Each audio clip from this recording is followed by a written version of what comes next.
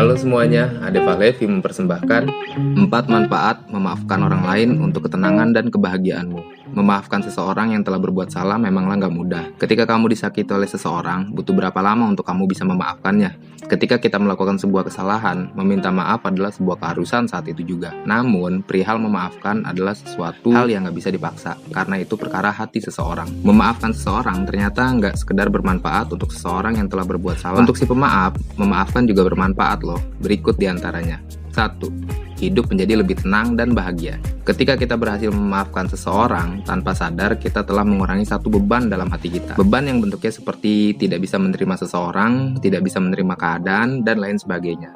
Ketika kita bisa memaafkan seseorang, beban itu seolah-olah hilang bersama kata maaf tersebut. Dengan begitu, hati kita akan merasa tenang karena tidak ada lagi yang mengganjal menjadi pikiran. 2. Tidak memiliki musuh. Memaafkan seseorang sama artinya dengan kita memberatas musuh. Kenapa harus musuh? Karena biasanya ketika kita memiliki konflik dengan seseorang, orang terdekat di antara kita berdua akan terbelah menjadi dua. Yang pertama adalah yang membelamu, dan yang kedua adalah yang membela dia. Jadi, ketika kita memiliki masalah dengan satu orang, kita akan dibenci oleh banyak orang. Dengan kita memaafkan satu orang, kita juga membuka pintu damai bagi lebih banyak orang. Lagian, hidup dengan banyak musuh juga nggak ada enaknya, bukan? 3. Belajar memperbaiki diri dari kesalahan orang lain.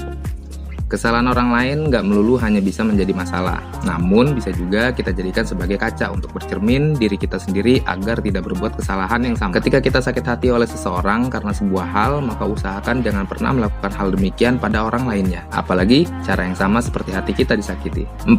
Menjadi manusia yang lebih bijaksana.